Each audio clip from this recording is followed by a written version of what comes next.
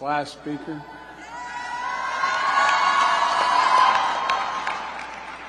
And just remember, when you're President of the United States and they say Joe Biden's out in the waiting room to say hello, promise me you will not say Joe who. Right? You all think I'm kidding. To the distinguished faculty and staff, thank you for having me, and to the parents and families in the class of 2023, congratulations. And by the way, we will get to giving you your degrees. I promise that's coming. You are here with the heart and through the heartache, through blood, sweat, and tears of everything that's come before, for everything yet to come. You're here at the new moment of hope and possibilities. For graduates, before we begin, as mentioned many times, tomorrow's Mother's Day. Stand for your mothers and grandmothers. Stand and thank them.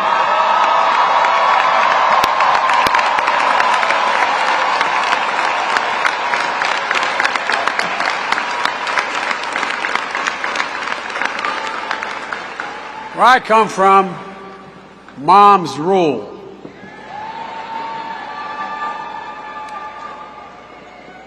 To my friend, and he is my friend, Congressman Jim Clyburn, the thing that I admire most about you, Jim, is your absolute integrity in everything you do. In everything you do. This is a man of honor. I attended South Carolina State University's commencement as Jim received his degree he earned 60 years ago, but never got a chance to receive it in person. Jim, it's an honor to join you here today and receive an honorary degree from this great university. And it's truly special to join fellow honorees, Prime Minister Rowley. Prime Minister, I didn't know you were so talented. I just thought you were a foreign policy, Latin American guy. We got to talk. All kidding aside, thank you for being a strong partner in the Caribbean and for addressing climate change and supporting democracies across the Western Hemisphere. I'm also honored that, as a person here today, Dr. Tony Allen. He's president of my home state, BCU, Delaware State University, where I got politically started. I was fortunate to have Tony as a Senate staffer for a long time. Then he got his Ph.D., had a distinguished career in business, and became president of HBCU. Now Tony chairs my White House Board of Advisors on HBCUs, which is designed to support and advance HBCU excellence with a lot more money. I'm also proud to say that we're the first White House to formally convene where the real power is, the Divine Nine. Oh, y'all think I'm kidding. Not a joke.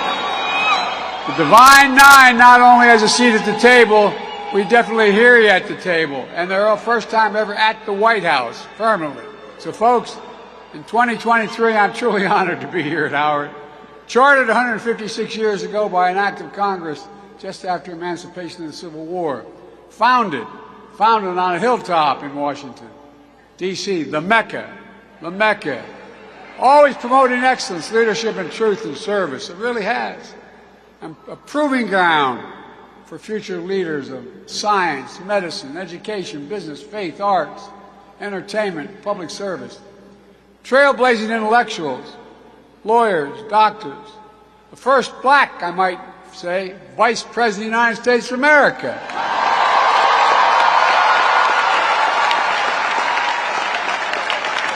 Say that again. Kamala sends her love, and she sent a clear message that today I have the privilege, she points out, of speaking at the real HU.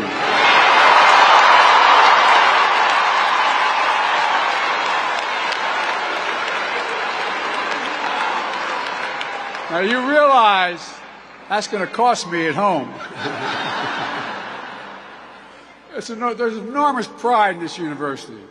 Founded in the verses of Howard Anthem, and I quote, "Reared against the eastern sky, proudly there on hilltop high, There she stands for truth and right, sending forth her rays of light. It matters. It matters. It matters. We're living through one of the most consequential moments in our history, with fundamental questions at stake for our nation. Who are we? What do we stand for? What do we believe? Who will we be? You're going to help answer those questions. Let me take you back to January 2009. I stood in Wilmington, Delaware, on the train station of Amtrak, carrying my folder, waiting to be picked up by a guy named Barack Obama. The first black man elected president of the United States. I was there to join him as vice president on the way to the historic inauguration in Washington. A moment of extraordinary hope, but also as I stood there, and this is the God's truth, I couldn't help think about another day I stood there. It wasn't much more than your age. I just got out of law school. I'd gone to work for a big firm, but my state, because of when Dr. King was assassinated, parts of my city parts were burned to the ground. We had a very conservative governor. He stationed the National Guard in every corner with drawn bayonets for 10 months. I quit and became a public defender. I used to have to introduce my clients. Oh, I was not so noble. I had to interview my clients down at the Wilmington train station when they were arrested on the east side. That's where they'd be taken. In the aftermath of the riots that burned Wilmington following his assassination. In 2009, while waiting for Barack, I was both living history at the same time I was reliving it. A vivid demonstration when it comes to race in America. Hope doesn't travel alone. It's shadowed by fear, by violence, and by hate. But after the election and the re-election of the first black American president, I had hope that the fear, violence, and hate was significantly losing ground. After no longer being vice president, I became a professor at the University of Pennsylvania for 4 years. But in 2017, in Charlottesville, Virginia, crazed neo-Nazis with angry faces came out of the fields literally with torches, carrying Nazi banners from the woods and the fields, chanting the same anti-Semitic bile heard across Europe in the 30s, something I never thought I would ever see in America. Accompanied by Klansmen and white supremacists, emerging from dark rooms and remote fields and the anonymity of the internet, confronting decent Americans of all backgrounds, standing in their way into the bright light of day. And a young woman, objecting to their presence, was killed. What did you hear? That famous quote when asked about what happened. That famous quote, "There are very fine people on both sides." That's when I knew, and I'm not joking, that's when I knew I had to stay engaged and get back into public life. No, I don't say it for that reason. I say it for the journey. I don't have to tell you that fearless progress toward justice often meets ferocious pushback from the oldest and most sinister of forces. That's because hate never goes away. I thought when I graduated we could defeat hate, but it never goes away. It only hides under the rocks. And when it's given oxygen, it comes out from under that rock. And that's why we know this truth as well. Silence is complicity. It cannot remain silent. We have to live through this battle for the soul of the nation. And it is still a battle for the soul of the nation. What is the soul of a nation? Well, I believe the soul is the breath, the life, the essence of who we are. The soul makes us us. The soul of America is what makes us unique among all nations. We're the only country founded on an idea, not geography, not religion, not ethnicity, but an idea. The sacred proposition rooted in Scripture and enshrined in the Declaration of Independence that we're all created equal in the image of God and deserve to be treated equally throughout our lives. While we've never fully lived up to that promise, we never before fully walked away from it. We know that American history has not always been a fairy tale. From the start, it's been a constant push and pull for more than 240 years. Between the best of us, the American ideal that we're all created equal, and the worst of us, a harsh reality that racism has long torn us apart. It's a battle that's never really over. But on the best days, enough of us have the guts and the hearts to stand up for the best in us, to choose love over hate, unity over disunion, progress over retreat, to stand up against the poison of white supremacy, as I did in my inaugural address, to single out as the most dangerous terrorist threat to our homeland is white supremacy.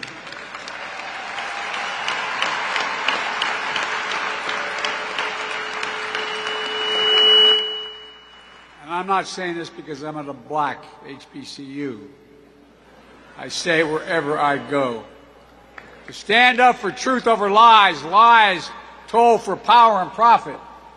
To confront the ongoing assault to subvert our elections, suppress our right to vote. That assault came just as you cast your first ballots in 20 and 22. Record turnouts. You delivered historic progress. I made it clear that Americans of all backgrounds, have an obligation to call out political violence that has been unleashed and emboldened. As was mentioned already, bomb threats to this very university and HBCUs across the country. To put democracy on the ballot, to reject political extremism and reject political violence, protect fundamental rights and freedom for women to choose, for transgender children to be free, for affordable health care and housing, for the right to raise your family and retire with dignity, to stand with leaders of your generation who give voice to the people, demanding action on gun violence, only to be expelled from state legislative bodies, to stand against books being banned and black history being erased. I'm serious, think about it. To stand up for the best in us. And today I come here to Howard to continue the work to redeem the soul of this nation. Because it's here where I see the future, and that's not hyperbole. We can finally resolve those ongoing questions about who we are as a nation. That puts strength of our diversity at the center of American life. The future that celebrates and learns from history. A future for all Americans. A future I see you leading, and I'm not, again, exaggerating. You are going to be leading it. Again, let's be clear. There are those who don't see you and don't want this future. There are those who demonize and pit people against one another. And there are those who do anything and everything, no matter how desperate or immoral, to hold on to power. And that's never going to be an easy battle. But I know this, the oldest, most sinister forces may believe they'll determine America's future, but they are wrong. We will determine America's future. You will determine America's future. And that's not hyperbole. No graduating class gets to choose the world into which they graduate. Every class enters the history of a nation up to the point it has been written by others. But few classes, once in every several generations, enters at a point in our history where it actually has a chance to change the trajectory of the country. You face that inflection point today. And I know you'll meet the moment. I just think about the many ways you already have. With your voices and votes, I was able to fulfill my commitment to put the first black woman on the Supreme Court of the United States of America. And by the way, she's brighter than the rest. She is one bright woman. Because of you, more black women have been appointed to the federal appellate courts than under every other president in American history combined. And by the way, I mean it. I mean it because of you. Because of you. You turned out. You spoke up. You knew. You showed up and the votes counted. And you made people say, whoa, wait a minute. What price will I pay if I don't do the following? You feel the promise and peril of climate change. Because of you, we're making the biggest investment ever in the history of the world in climate change. Don't ever think your voice doesn't matter. I'm keeping my promise that no one should be in jail merely because of using and possessing marijuana. Their record should be expunged. Just expunged. My student debt relief plan would help tens of millions of people, especially those on Pell Grants. 70% of black college students receive Pell Grants. Many of you, the savings would be significant in even wiping out student debt completely for some. But this new Republican Party is dead set against it, suing my administration to stop you from getting student debt relief. The same opposition who received relief loans, I might add, to keep their businesses afloat during the pandemic. Members of the Congress worth thousands, even millions of dollars, most of which didn't have to be paid back. Yet, they say it's okay for them, but not for you. I find it outrageous. To reduce your student debt service payments when you graduate, we're also ensuring that no one with an undergraduate loan today or in the future will have to pay more than 5% of discretionary income to repay their loans, down from 10, and in 20 years is gone. Republican officials are fighting that as well. But I'll always keep fighting for you, and many others will, and many in the Republican Party as well will fight for you. We also know there's more to do. Because of your power, we took the most significant law on gun violence. We passed it, most significant law in 30 years. But we will not give up. I got the assault weapons ban passed 30 years ago, and we're going to pass it again. We must pass it. There's more to do on police reform and public safety. During the State of the Union, I asked the rest of the country to imagine having to talk to their children, their families, like your families had to talk to you. It's about your security. It's about your dignity. It's demeaning and degrading and deadly when you have to stand there and say, when you're stopped, turn the interior light on. Put both hands on the wheel. Don't reach for your license. What in the hell's going on in there? No. Think about it. I ask all the parents, not minority children, ask what they would say, what they would do. I know you're frustrated, but there's so many elected officials who refuse to pass a law that will do something. Kamala and I stood next to the family of George Floyd and civil rights leaders and law enforcement officials to sign the executive order I came up with requiring the key elements of the George Floyd bill be applied to federal law enforcement.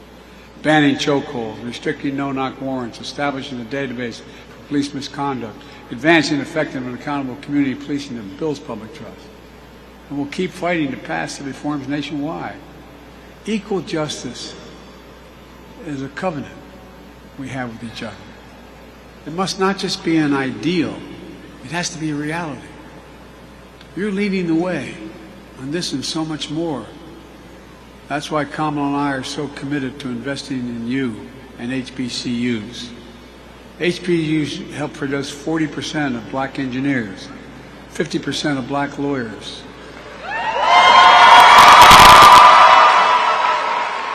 70% of black doctors and dentists. 80% of black judges. Look, we see HBCU excellence in every day with staff at every level at the White House and the administration. Because I decided when I was elected, I promised I was going to have my administration look like America.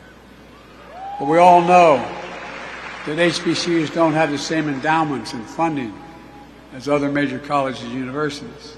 For example, denying the opportunity to build and fund research labs that will lead to new technologies and good-paying jobs.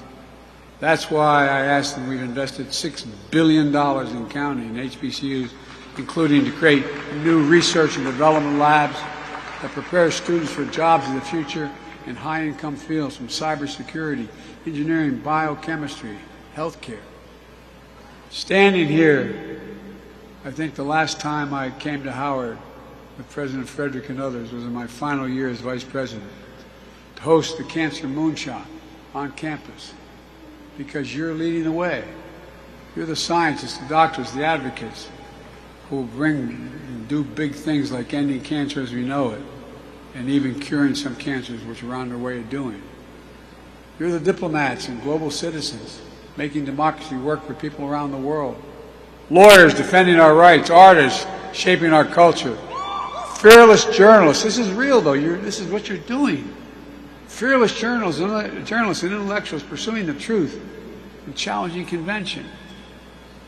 You're the leaders of tomorrow, but it's coming on you really quickly. Because of you, I see a future we can finally move away from the narrow and cramped view that the promise of America is a zero-sum game. If you succeed, I fail. If you get ahead, I fall behind. And maybe worst of all, if I can't hold you down, I can't lift myself up. Instead of what it should be. If you do well, we all do well. That's what I see. That's what I see in America. And more Americans are. A future of possibilities for all Americans. Look, no matter that future, what it holds, my sincere hope is that each of you find the sweet spot between happiness, success, and ambition. A good life, a life of purpose. Because here's the thing, you don't know where or what fate will bring you or when. You just have to keep going. You have to just keep the faith. You have to just get up. And you can find the balance between ambition and happiness and success. That good life, of purpose, of family. And as you know here at Howard, of excellence, leadership, and truth and service. There's no quit in you. There's no quit in America. So let me close with this. In our lives, in the life of the nation, we know that fear can shadow hope.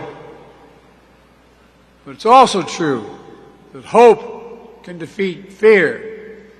In January 2021, I stood in the U.S. Capitol to be inaugurated as President of the United States. Just days before, on that very spot, a violent insurrection took place, a dagger at the throat of democracy. For the first time in our history, an attempt to stop the peaceful transfer of power in this country. And they failed. Our democracy held. Again, hope prevailed.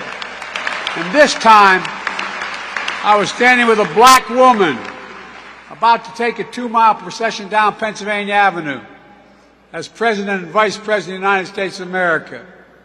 And who was marching alongside her? The Howard University Marching Band in lockstep and solidarity.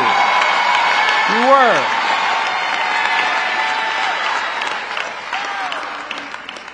I give you my word as a bride. Class of 2023, you're the reason I'm so optimistic about the future. And I give you my word, I really mean it. You're part of the most gifted, tolerant, talented, best educated generation in American history. That's a fact. And it's your generation, more than anyone else's, will answer the questions for America. Who are we? What do we stand for? What do you believe? What do we believe? What do we want to be? I'm not saying you have to share this burden all on your own. The task at hand ahead is the work of all of us. But what I am saying is, you represent the best of us. And that's the God's truth. You represent the best of us. Your generation will not be ignored, will not be shunned, will not be silenced. So on the hilltop high, keep standing for truth and right, and send your rays of light. Congratulations to you all. We need you. God bless you, and may God protect our troops.